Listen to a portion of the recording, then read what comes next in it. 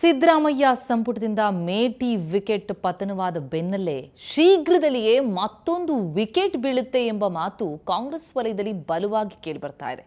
ಅಕ್ರಮ ಹಣ ಸಂಗ್ರಹದ ಆರೋಪದಲ್ಲಿ ಬಂಧಿಯಾಗಿರುವ ಜಯಚಂದ್ರ ಕೊಟ್ಟ ಸ್ಫೋಟಕ ಮಾಹಿತಿ ಮಹದೇವಪ್ಪ ಅವರ ಕುರ್ಚಿಗೂ ಕಂಟಕ ತರಬಹುದು ಎನ್ನುವ ಗುಸುಗುಸು ಶುರುವಾಗಿದೆ. ಬಹಳ ಜೋರಾಗಿದೆ ಚರ್ಚೆ. ಈ ಕುರಿತು ಸ್ಪೆಷಲ್ ರಿಪೋರ್ಟ್ ನೋಡೋಣ.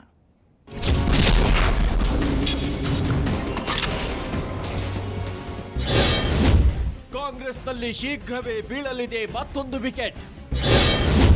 ಲೋಕೋಪಯೋಗಿ ಸಚಿವರ ಕುರ್ಚಿಗೂ ಕಂಟಕ. ನಿನ್ನೆ ಬೀಸಿದ ರಾಸಲೀಲೆ ಬಿರುಗಾಳಿಗೆ ಸಚಿವ ಸಂಪುಟದಲ್ಲೇ ಹಿರಿಯ ಎನಿಸಿಕೊಂಡಿದ್ದ HY ಮೇಟಿ ಸಚಿವ ಸ್ಥಾನ ಹಾರಿ ಹೋಗಿದೆ. ಇದರ ಬೆನ್ನಲ್ಲೇ ಸಿದ್ದರಾಮಯ್ಯ ಆಪ್ತ ಪ್ರಭಾವಿ ಸಚಿವ ಲೋಕೋಪಯೋಗಿ ಮಿನಿಸ್ಟರ್ ಕುರ್ಚಿಗೂ ಕಂಟಕ ಇದೆ ಎಂಬ ಮಾತು ಕಾಂಗ್ರೆಸ್ ವಲಯದಲ್ಲಿ ಕೇಳಿ ಬರ್ತಿದೆ.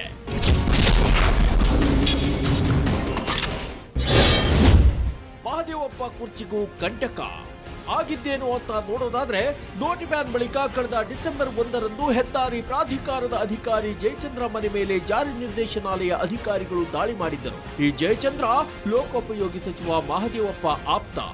ದಾಳಿ ವೇಳೆ ದಾಖಲೆ ಇಲ್ಲದ ಕಂತೆ ಹಣ ಸಿಕ್ಕಿತ್ತು.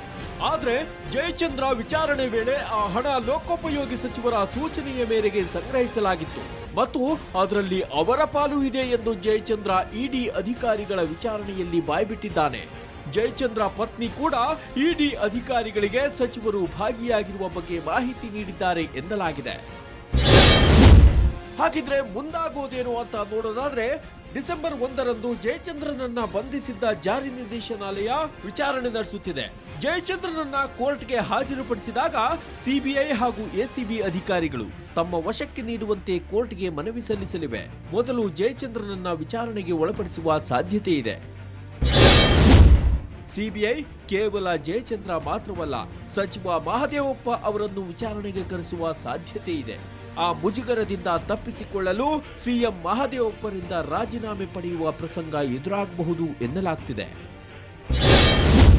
ಮಹದೇವಪ್ಪ ಸ್ಥಾನಕ್ಕೆ ಲಾಬಿ. ಇನ್ನು ಮಹದೇವಪ್ಪ ಸಚಿವ ಸ್ಥಾನ ಕಳೆದುಕೊಳ್ಳುವ ಮುನ್ನವೇ ದಲಿತ ಸಮುದಾಯದ ನಾಯಕ ಮಾಜಿ ಸಚಿವರಾದ ನರೇಂದ್ರ ಸ್ವಾಮಿ ಜಾತಿ ಲೆಕ್ಕಾಚಾರದಲ್ಲಿ ತಮಗೆ ಆ ಸ್ಥಾನ ನೀಡುವಂತೆ ಹೈಕಮಾಂಡ್ ಮಟ್ಟದಲ್ಲಿ ಈಗಾಗಲೇ ಲಾಬಿ ಆರಂಭಿಸಿದ್ದಾರೆ ಎನ್ನಲಾಗ್ತಿದೆ. ರೇಸ್ನಲ್ಲಿ ಪರಿಷತ್ ಸದಸ್ಯೆ ಮೋಟಮ್ಮ ಹೆಸರು ಕೂಡ ಕೇಳಿ ಬರ್ತಿದೆ. ಶಂಕರ್ ಪಾಗೋಜಿ, ಸುವರ್ಣ ನ್ಯೂಸ್, ಬೆಂಗಳೂರು.